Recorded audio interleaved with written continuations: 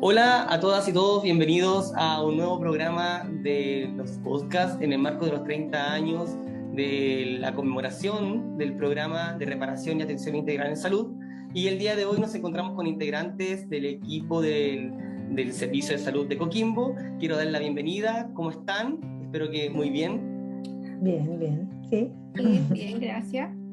Bien, bien, gracias. Súper. Y bueno, como estamos muy interesados también en querer conocer parte de la historia y el desarrollo del programa en el Servicio de Salud de Coquimbo, me gustaría preguntarles qué nos podrían contar en torno a esto y qué actores o experiencias recuerdan durante el desarrollo del programa hasta el día de hoy.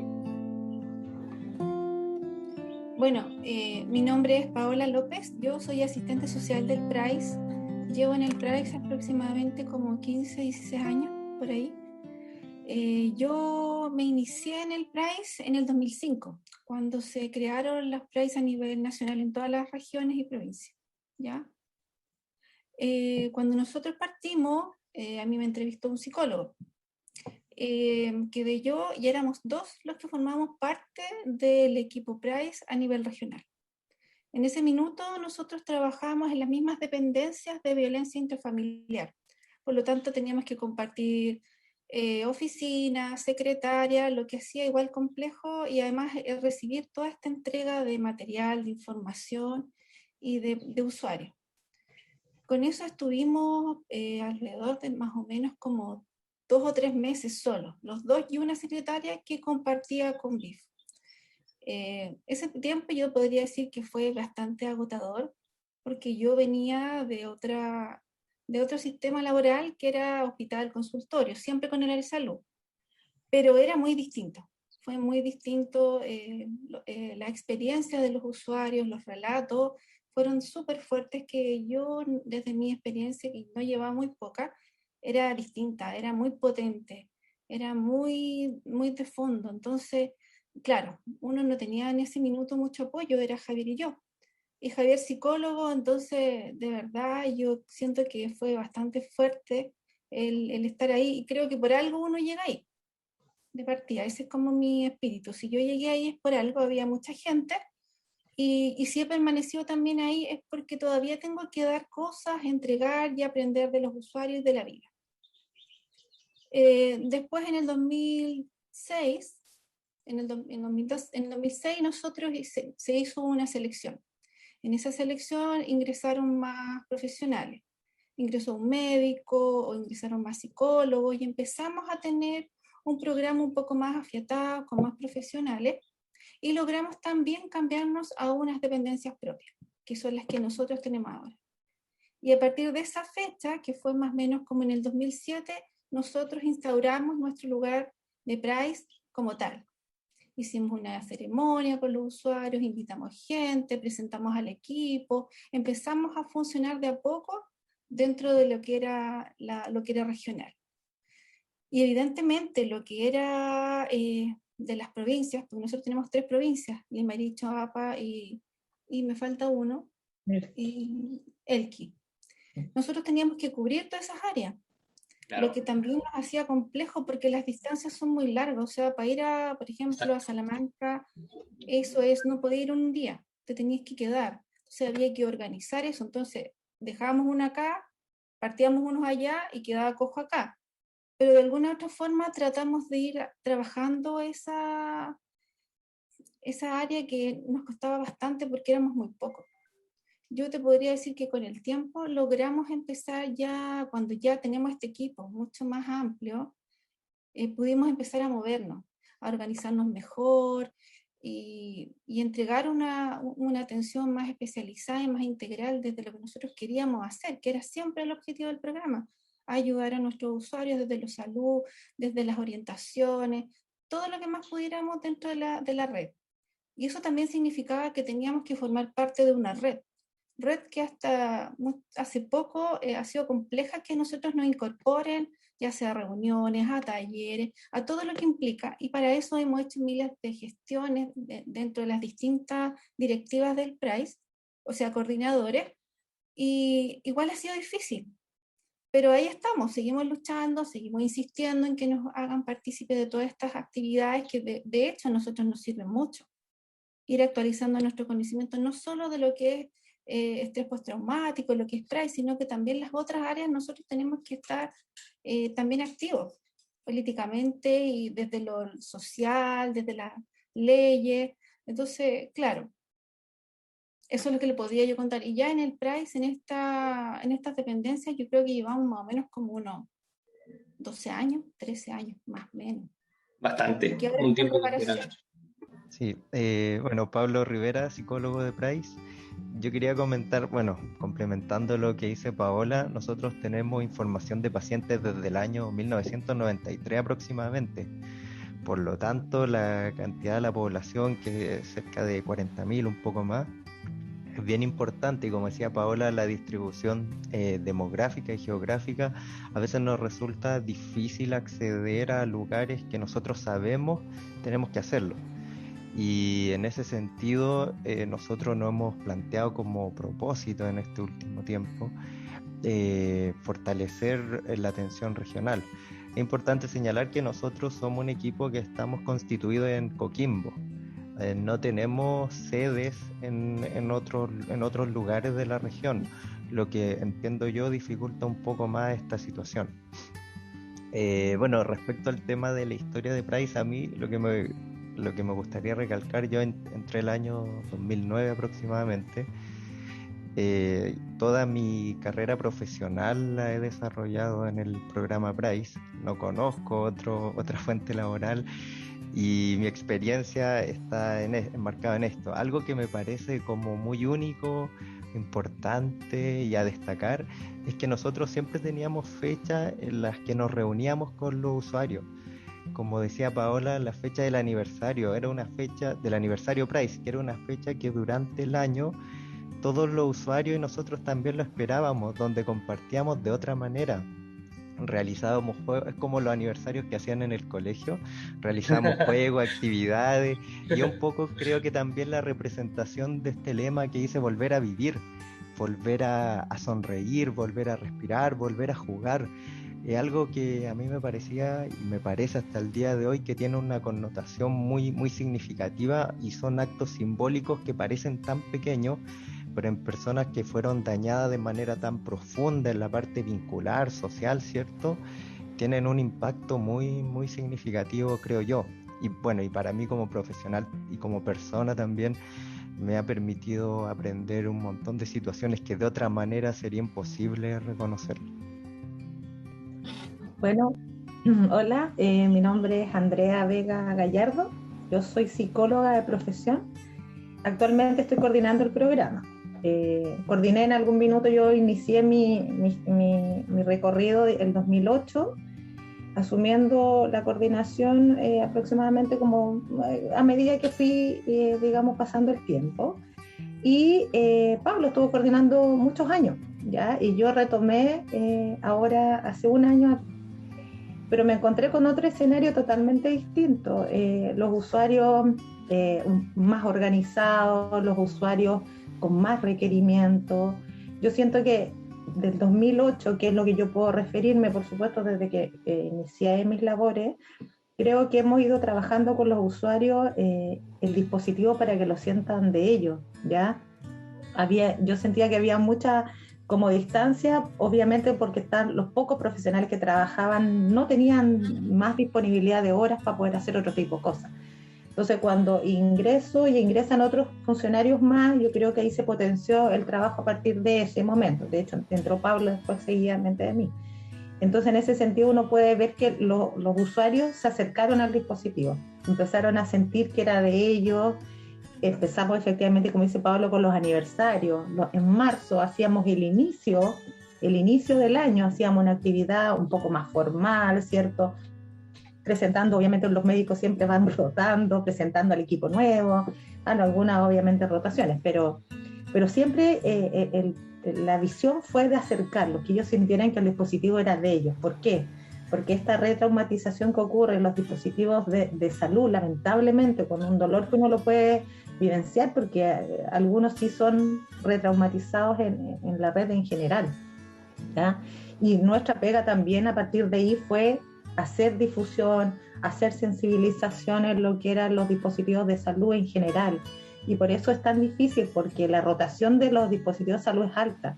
Yo considero que el equipo Price de nosotros es un equipo, imagínate, yo llevo ya 13 años, Pablo 12, Pablo 16, entonces efectivamente somos un equipo que se ha mantenido en el tiempo y siento que eso es un plus total, porque eso quiere decir que somos un equipo que está configurado y que está reconocido por los usuarios, que es lo que más uno necesita, que el usuario sepa que cuando va al dispositivo pueda hablar con Andrea, puede hablar con Pablo, puede hablar con Paola. Paola es una asistente social, con 44 horas, encuentro que es muy poco, digamos, para toda la red, porque tiene que hacer un montón de cosas. Y aún así la reconocen y es la asistente social que siempre han visto. Eso yo siento que es un plus absolutamente importante en nuestros dispositivos. Y los usuarios también han ido, como yo les dije, cambiando, ahora sienten que pueden exigir, que pueden pedir lo que se les prometió en algún minuto bajo las leyes, ¿ya? Entonces, nosotros respondemos en la medida que podemos, la dispersión geográfica sí nos juega en contra, somos un equipo de 11 personas, pero no sé, por 44 horas médico y obviamente la parte médica es muy importante, porque en la red a veces fallan, digamos, en términos de otorgar la atención inmediata. Nosotros tenemos, no sé, lista de espera, bueno, ahora vamos a hablar antes de pandemia, ya, post pandemia es otro tema, pero antes no teníamos lista de espera más de 1 o 2 semanas, hoy día son meses, pero por todo lo que ha ido ocurriendo. Pero yo siento que a los usuarios les damos lo que ellos necesitan, y si no lo podemos hacer, hacemos todo lo que se puede hacer para poder cumplir. Y en eso ellos sienten que es su espacio, que yo encuentro que es lo más importante, que ellos nos reconocen. Nosotros también estábamos todos estos años en la pega de que nos reconozcan a nivel del servicio.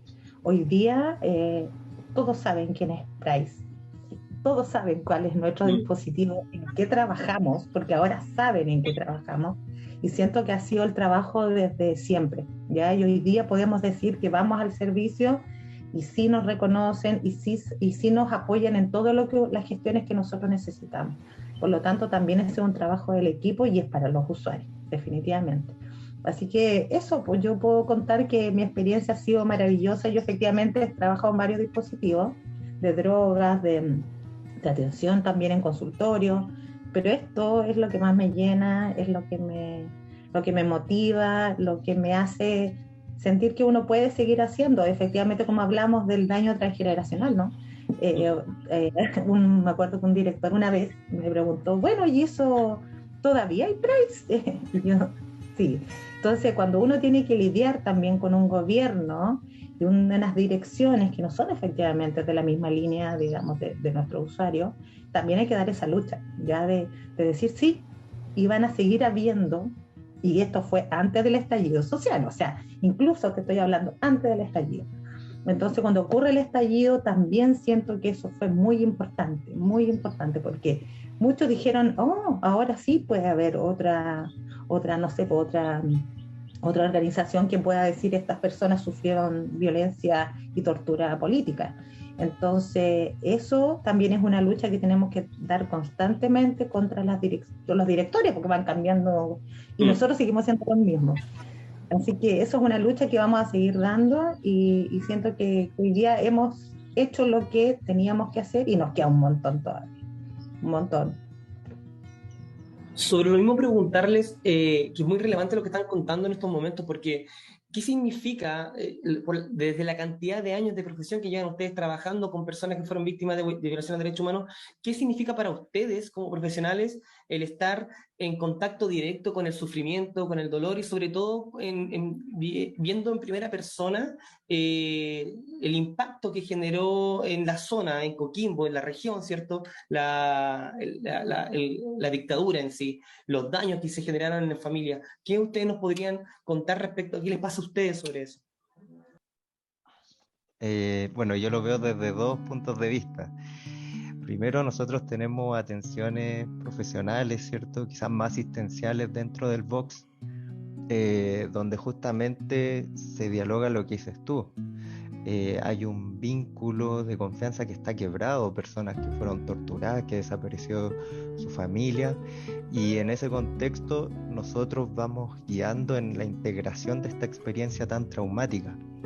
Pero yo lo que quería también contar es que es interesante cómo a veces en los mismos grupos, esto me pasó con la terapia grupal, un grupo, una agrupación que toda la vida ha luchado por sus familiares, que toda la vida han estado juntos, han marchado en innumerables oportunidades. A nosotros nos comentaban dentro de un contexto de una terapia grupal que lo más importante para ellos había sido que en todos estos años, pese a luchar todos los días, levantarse por la misma causa, nunca se preguntaban entre ellos cómo estaban. Y el dar ese solo espacio significó un cambio fundamental que hasta el día de hoy ese grupo de personas nos agradecen y mantenemos contacto, y yo diría que cambió bastante la relación. Entonces esa experiencia, por lo menos para mí, fue muy significativa. De hecho, esa misma terapia grupal terminó con un pequeño libro que Daniela también Estupa nos ayudó en ese proceso, y creo que ha sido la experiencia más significativa que yo he tenido en el contexto de Price. A modo de anécdota podría decir que al principio estaba un poco asustado por la recepción que podría tener quizás de la agrupación, porque bueno, las relaciones con las agrupaciones, si bien como dice Andrea, siempre tenemos un acercamiento, pero como somos también parte del Estado, exigen cosas que a veces por limitaciones estructurales no podemos dar respuesta. Entonces, ¿qué me pasaba a mí? Yo sentía que estas agrupaciones, esta en particular, nos pedía cosas que me parecían súper válidas, pero que nosotros no podíamos responder. Entonces, las pocas veces que se acercaban, nosotros no podíamos dar respuesta a eso. Y esa sensación, digamos, es bien difícil. Entonces nosotros fuimos a proponer algo. Yo realmente con un poco de temor, pero la verdad es que la recepción fue maravillosa. Y hasta el día de hoy creo que ha sido la mejor decisión acercarnos a ello y tener esa experiencia.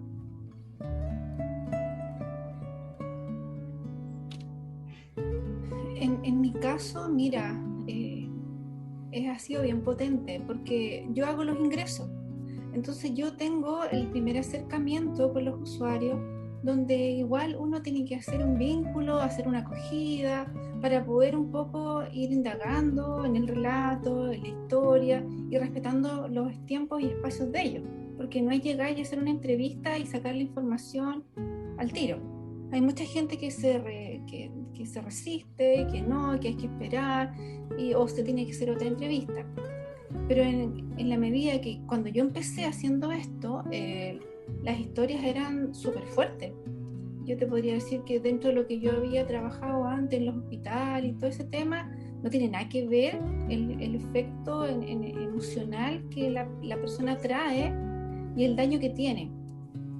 Y yo te podría decir que hasta el día de hoy todavía hay algunos casos nuevos que yo diría que podían haber aparecido mucho tiempo antes, y que el impacto que ellos tienen de daño es impresionante. O sea, yo de verdad no entiendo cómo viven hasta ahora con ese daño, que no se han tratado, que no quieren nada, que tienen desconfianza, pero que han logrado llegar al Price y llegar a sentarse, a lograr conversar, poder establecer una conversación con ellos, que de verdad yo a veces siento que es como yo siempre les agradezco cuando terminamos la entrevista el que ellos quieran compartir, porque esto es algo privado, entendiendo que somos parte del Estado que los dejó así, porque ahora me va a venir a reparar, y a reparar en qué condiciones.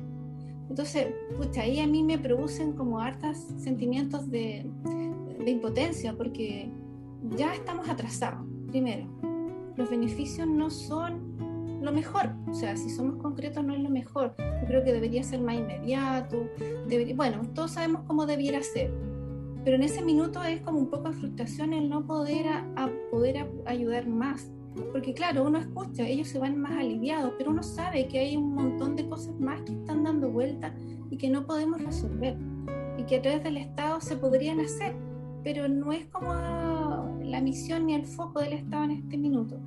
Y eso igual a mí me deja como dando vueltas. Y además, como Andrea comentaba, nosotros estamos haciendo los informes de daño. ahí también es detalle a detalle. O sea, no me había tocado hasta que empecé a participar, y algunos son, pero así, de libros. O sea, tienen cada minuto, cada episodio, te lo relatan, y de verdad uno se te paran los pelos y está en una entrevista que no podría hacer ningún gesto en particular, sino que más que nada nosotros tenemos que acoger al paciente, consolar en algún minuto, silencio. Entonces no es un minuto para nosotros, es un minuto para ellos, que eso también es un desgaste, y es súper importante que los equipos tengan estos autocuidados, porque nos permiten liberarnos. O sea, algunos piensan ¿para qué? Pero no viven la experiencia que nosotros tenemos. Yo de verdad siento que es fuerte, y es algo súper importante que todos los PRAIS deben mantener en el tiempo y no dejarlos pasar, que un año sí, un año no, porque ahora con el tema de la pandemia los pacientes han llegado mucho más descompensados. Ha sido mucho más la necesidad de hablar, de conversar. A veces por último te tocan la mano, ahora no te pueden tocar nada, ¿cachai? Tú no podías hacer ningún contacto físico, que por último y claro, tú podías hacer gestos con la mano, el corazón, pero no es lo mismo. O sea, no es lo mismo que uno puede bajar la intensidad de las emociones, de los sentimientos del usuario. Entonces, frente a eso, igual siento que ha sido para todos súper fuerte, para los usuarios, para nosotros, para la comunidad en general. Bueno, un poco siguiendo la línea de mis compañeros, nuestros usuarios hoy en día se han dificultado sus situaciones personales con esto de, como efectivamente decía la Pao, de estas nuevas querellas contra el Estado, que ellos, cierto que en el fondo están siguiendo temas legales, digamos, para poder un poco subsanar monetariamente todo el daño tremendo que les hicieron. Nosotros estamos apoyando, por supuesto, los certificados de daño, pero ahí uno también ve que en estos últimos 2 años, estamos hablando pandemia, después post-estallido social, ellos han agudizado sus síntomas, cronificado la mayoría, porque este tiempo de abandono recordemos que ahora en la época cuando estaba el toque de queda, digamos, y todo lo que eran las medidas sanitarias, volvieron los militares a la calle, y eso un estado de excepción, ¿cierto? Y eso complejizó mucho más los estados emocionales de nuestros usuarios. Tener estos militares armados en la calle, muchos me decían, ¿va a volver a pasar? ¿Esto va a ser de nuevo lo mismo que vivimos anteriormente? Entonces, ese miedo se traspasa, como dije anteriormente, a las nuevas generaciones. Hay generaciones que van a luchar y van a seguir por su abuelo, por su papá, ¿cierto? Pero hoy día vemos que nuestros usuarios complejizaron sus estados emocionales, psicológicos. Y como bien decía la Pao, ya no podemos abrazarlo, ya no podemos contenerlo físicamente. Y esa distancia de nosotros y de la sociedad, muchos usuarios están solos, muchos usuarios, lo que hemos ido pesquisando en el último tiempo en relación a la revisión también del ciclo de la reflexión en torno a la norma, hemos ido viendo que ellos necesitan el contacto social, que ellos necesitan alguien que los escuche, que alguien que los vaya a ver, ya, porque se sienten solos, porque efectivamente producto de la dictadura perdieron esposa, perdieron hijos. El tema emocional y vincular fue una de las partes más trastocadas en este tema, aparte de lo laboral, individual, digamos. Pero en el fondo lo que ocurre hoy día, el tema social, que ellos están absolutamente solos, porque perdieron todas sus redes familiares, también por un tema de que cuando fueron torturados, maltratados, abusados, ellos perdieron esa forma de vincularse de manera positiva con su entorno. Gente de 20 años, de 18 años, que efectivamente está estructurando su personalidad, y hoy día uno hace un informe de daño y mira y dice, wow, esto se perdió ahí, no se perdió antes, tenían una familia, digamos, con todas las constituciones que ellos habían estipulado como familia, pero hoy día uno mira y ya no tienen nada. Entonces, estos certificados de daño yo siento que nos ha acercado mucho más a entender el cómo se trastocaron todas las vidas de nuestros usuarios PRAIS. Aquí en la región es interesante porque en Illapel, con Barbalao Valle, están la mayoría. Nosotros tenemos un porcentaje, pero están distribuidos porque se fueron a esconder. Muchos fueron relegados, otros efectivamente no tenían trabajo y por lo tanto, ¿qué hicieron? Buscaron tierras donde poder cosechar y poder vivir de eso. Entonces, todos esos impactos que uno puede ver hoy día en nuestros usuarios, uno puede impactarse, uno se sigue impactando. Yo creo que eso nos hace el dispositivo que somos, que nada uno dice, no, uno escucha tantas historias igual, y no, cada uno es una historia individual, es un sufrimiento individual y por lo tanto nos seguimos impactando, porque las atrocidades pueden ser muy, entre comillas, parecidas, pero el impacto en que tuvo en cada usuario es inconmensurable. Entonces creo que nuestro impacto es constante, más ahora apremiados por todo lo que es la pandemia, el estallido social. Entonces yo creo que nuestros usuarios hoy día necesitan más aún de nosotros, necesitan más estructura, necesitan una línea por donde ellos sepan que pueden conseguir lo que necesitan para su tema de salud, porque es salud. Ellos no piden, bueno, hay algunos que es cierto, obviamente necesitan una restitución monetaria, pero la mayoría necesita salud.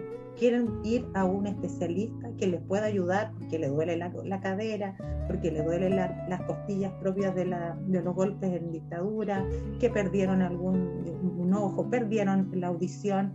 Entonces hay tantas especialidades que necesitan nuestros usuarios y siempre tienen que ir a la misma red. Entonces ahí es donde uno, como decía Pablo, uno se frustra porque sabe que esto, si no hubiese ocurrido ese momento de violación a sus derechos humanos, esto no estaría pasando. Pero tenemos que ver qué hacemos con lo que tenemos.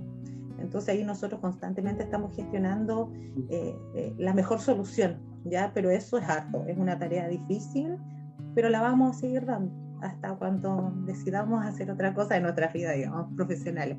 Y yo creo que todos seguimos en el dispositivo porque nos gusta el trabajo que hacemos. Es bonito, es muy bonito. Ayudar y sentir una persona que nos dice gracias por escucharnos, gracias por estar, gracias por todas las pocas cosas que podemos demostrarles desde el lado afectivo, ¿cierto? Porque obviamente ellos siguen siendo nuestros usuarios y ellos van a estar siempre ahí pidiéndonos, pero porque nosotros tenemos que tratar de cumplir todo lo que podemos a nuestro alcance. Eso. Muy emocionante escuchar a cada uno de ustedes con sus propios testimonios y han traído a este espacio una pincelada, creo yo, de lo que significa estar en esta política pública de reparación y estar entregándole respuestas a muchas personas que están víctimas de violación de derechos humanos. Quisiera despedirme de ustedes y agradecer el espacio y el tiempo de poder transmitir sus sentimientos y su experiencia con nosotros. Así que nos estaremos viendo en una siguiente oportunidad. Cuídense.